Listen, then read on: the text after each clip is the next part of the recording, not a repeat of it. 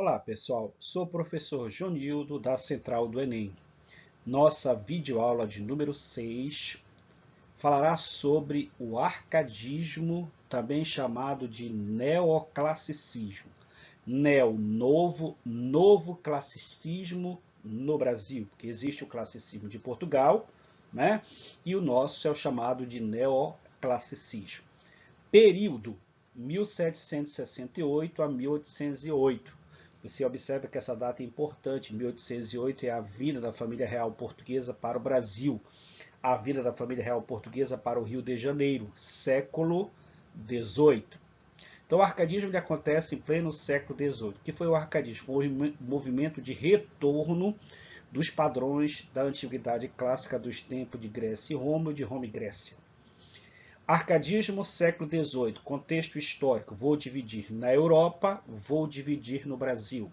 Na Europa nós tivemos a ascensão política da burguesia, liberalismo econômico, primeira revolução industrial, 1750, tudo acontece no contexto do arcadismo, despotismo esclarecido, iluminismo, lembra aqui que consegue aqui o contexto histórico é em pleno iluminismo, o famoso século das luzes, os enciclopedistas que surgem aqui, né?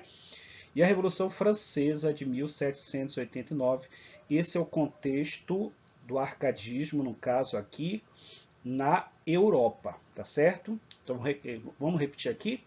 A ascensão política da burguesia, liberalismo econômico, primeira Revolução Industrial 1750, despotismo esclarecido, iluminismo e Revolução Francesa. Esse é o contexto na Europa, contexto do arcadismo na Europa. Nós tivemos também, no Brasil, eu coloquei também aí para vocês no slides, na América. Na América, nós tivemos, no contexto aqui, a independência dos Estados Unidos da América. Então, olha lá, na Europa, na América, e o que vai interessar para a gente seria o que, pessoal? No Brasil. No Brasil, nós tivemos o ciclo da mineração, o ciclo do ouro, o ciclo das pedras preciosas, semipreciosas, que acontece no século XVIII. Aqui o centro irradiador aqui vai ser Minas Gerais. Mudança do eixo econômico e cultural para Minas e Rio de Janeiro. Vamos lembrar, século XVI, Pernambuco, século XVII, Bahia e agora Minas Gerais e Rio de Janeiro. E a chamada Inconfidência Mineira, movimento social que desencadeia uma revolta durante o período colonial, a chamada Inconfidência Mineira. Qual é a causa principal da Inconfidência Mineira? A chamada ameaça da derrama. A cobrança de impostos abusivos feita pela coroa portuguesa ao Brasil. Cuidado, né? Pessoal de humanidades, todo ano na prova de história tem questões de Inconfidência Mineira na prova do Enem, né?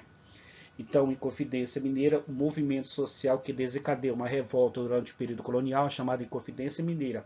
Qual é a causa principal da Inconfidência Mineira? Chamada ameaça da derrama. O que é essa ameaça da derrama? A cobrança de impostos abusivos feito pela coroa portuguesa ao Brasil, um percentual de 20%, tá bom? Então, Inconfidência Mineira, a frustrada Inconfidência Mineira foi um movimento decisivo para a emancipação política do Brasil em 1822. Então, observa lá, tivemos o contexto na Europa, na América e no Brasil. A coisa mais importante para você que vai fazer o novo Enem 2021, não é? É saber as características de todo quanto é movimento literário, né?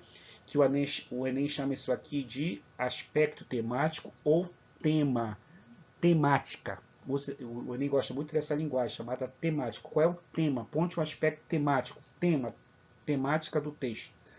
Então nós temos aqui novo interesse pelos clássicos, porque ele é chamado de neoclassicismo, ele faz um retorno a alguns ideais que foram apregoados na antiguidade clássica, retorno à estaticidade e sobriedade clássicas, né? Por isso que ele é chamado de neoclássico. Racionalismo é o culto à razão em detrimento da emoção. Equilíbrio, harmonia, simplicidade, chamado inutilia truncat. O que é inutilia truncat? Cortar o que é exagero, né? O que é apenas adorno. Então, simplicidade, inutilia truncat. Desprezo aos exageros barrocos, chamado inutilia truncat. Áurea Mediocra, relativa ao tempo áureo do ouro de Minas Gerais, né? Também a áurea mediocre, você pode dizer que pode ser equilíbrio, meio termo e harmonia. Equilíbrio e harmonia também pode ser chamada de áurea mediocre. Fugere Urben, fuga da cidade para o campo. Eles preferem uma vida tranquila que a vida do campo, né? E a chamada poesia épico-nativista, que é o prenúncio do romantismo. Na nossa próxima videoaula eu vou falar para você sobre o pré-romantismo, que vai ser aquele período que vai acontecer de 1808 a 1836, que vai anteceder, que vai antecipar o mais importante movimento literário da literatura brasileira, que é o romantismo no Brasil. Então, repetindo aqui, nós temos novo interesse pelos clássicos, retorno à estaticidade e sobriedade clássicas, racionalismo, que é o culto à razão em detrimento da emoção, equilíbrio, harmonia, meio termo, simplicidade, desprezo aos exageros barrocos, áurea mediocritas, fugere urbe e poesia nativista. Seriam os aspectos temáticos, tema ou temática do arcadismo, ok? E para a gente fechar, né, a nossa videoaula de hoje, nós vamos falar aqui sobre os principais autores do arcadismo. Primeiro, Cláudio Manuel da Costa. Né? O Cláudio Manuel da Costa é o cara que vai introduzir a escola com a publicação de obras poéticas, que é uma antologia poética. Né? Então, Cláudio Manuel da Costa, antologia poética, vai introduzir, no caso, o arcadismo no Brasil. Tomás Antônio Gonzaga, chamado Pastor de Seu, lembra que Tomás Antônio Gonzaga ele é lírico e satírico. Silva Alvarenga Peixoto, Basílio da Gama, Termindo Cipri. Esses nomes que estão em parede são chamados pseudônimos, né?